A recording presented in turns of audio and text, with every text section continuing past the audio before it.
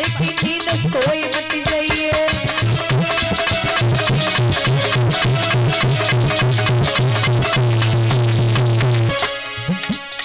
बेटी गोदी में खिलौना आए जाएगो घर पे लौट जाइए।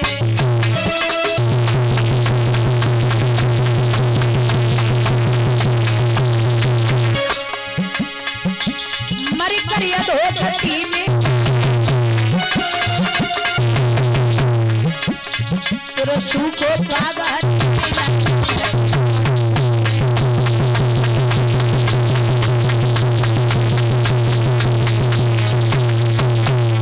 लौट जा।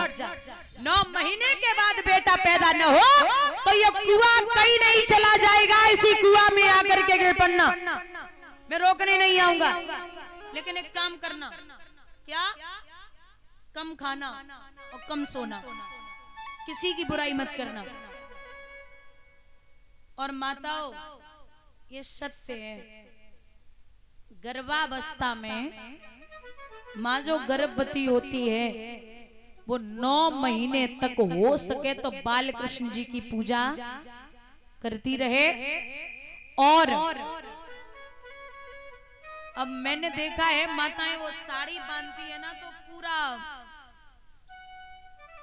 नाभि की यहाँ पे बांधेंगी, नाभि से नीचे। ये कौन सा तरीका है भाई साड़ी बांधने का? थोड़ा कायदे से पहनिए। गर्भावस्था में तो बिल्कुल भी नहीं पहननी है।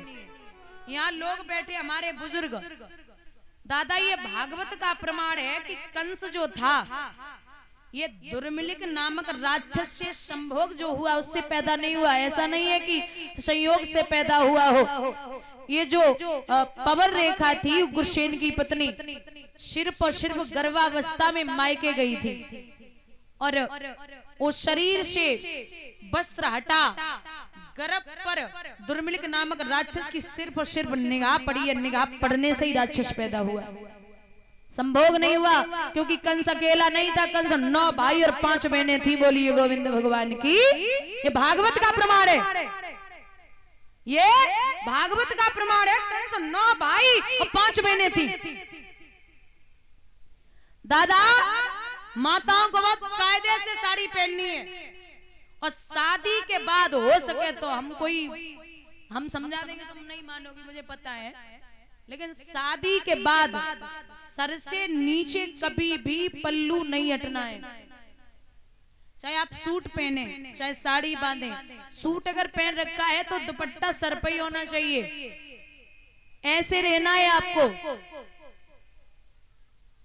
अब तो माताएं, पहले जब माताएं बच्चों के मुंह भी धोती थी ना तो बच्चे का मुख अपनी साड़ी के पल्लू से पोंछ देती थी। अब तो साड़ी को पल्लू ही ना है, वो जो टी शर्ट लोअर में घूम रही, सो लला को मुंह कहां था पूछे। हालत खराब है, लिमिट रखिए। कहते हैं कि यहां महाराज मैया को लौटाई दियो। टूटे हुए खटोला में फटी वही रजाई में मैया आई के लेट गई। विचार कर रही ऐसा कौन सा दिन होगा जिस दिन मेरे गर्भ से एक पुत्र पैदा होगा। मेरा बेटा गांव की गलियों में घूमेगा, लोग मेरा नाम बांझपन से मिटा देंगे। विचार करती है। सुबह हुआ, राजा उत्तानपाद शिकार खेलने के लिए चले। जबान साथ में है,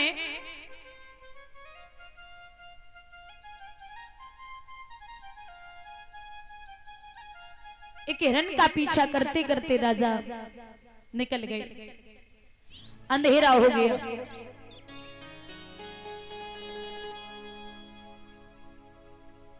लौट के आए, छोटी रानी सो गई। आवाज लगाई है, देवी सो रही हो क्या, उठ जाइए। लेकिन हुआ ऐसा, अरे सोख नींद में सोई वरिया रानी।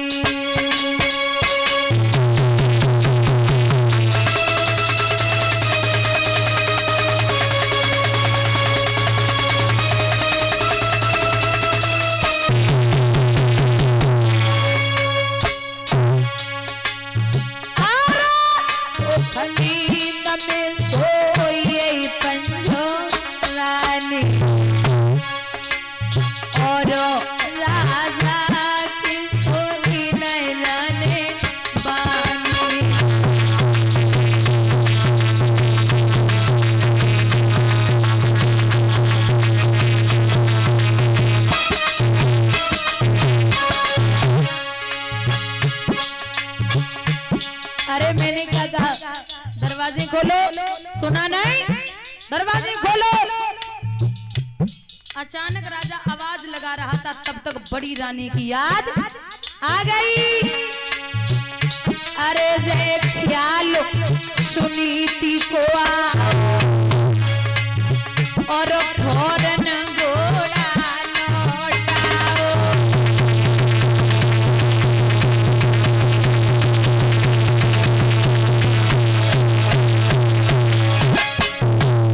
सो गई। राजा छत पे पहुंचे, धीरे धीरे कुंडी खटखटाए रे को नीचे वाली न सुन ले। बोले सो रही हो क्या? मैया एक ही आवाज में उठ के बैठ गई, लेकिन दरवाजे ना ही खोले। हमें जब मालूम पड़ रही है हमारी सौत ने हमें मारवे के लिए भेजो है। राजा बोले दरवाजे खोले थे, हम छिप के आए। क्या करो लला?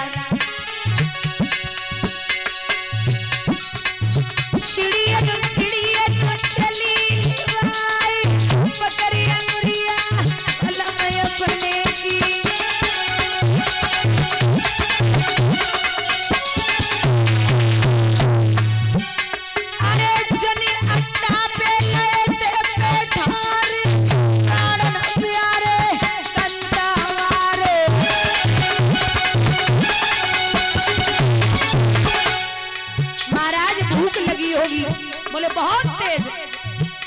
अरे आधी रोटी जो बाई पे नमक तो धरी दो संभारी। आधी रोटी जो की धरी है,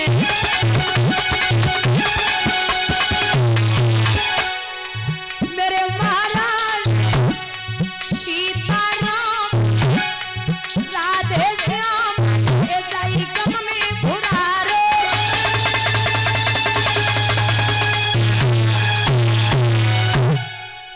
महाराज फटा हुआ आसन दिया और एक बात कही है, ये लो श्रीमन, भूखे होंगे आप? राजा बोले बहुत तेज, भूख तो बहुत है।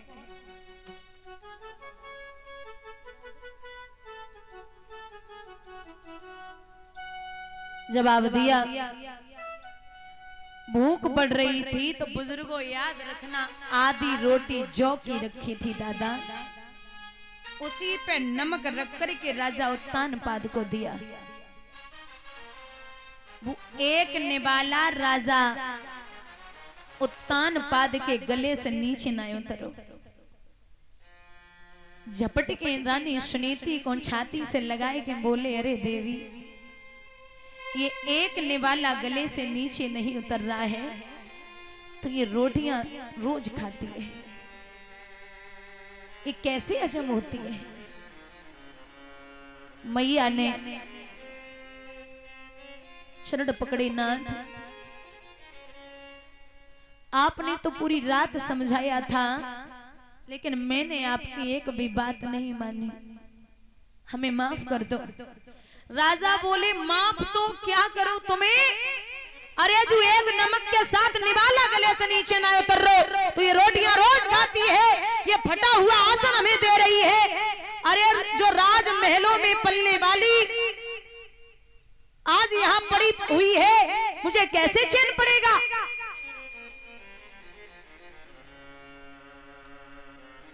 राजा रात्रि भर वहां बातें करता रहा।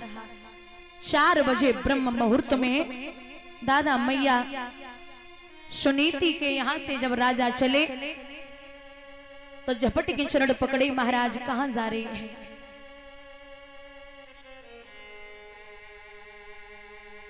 राजा बोले तुझे पता है मैं मजबूर हूं, मुझे जाना ही है।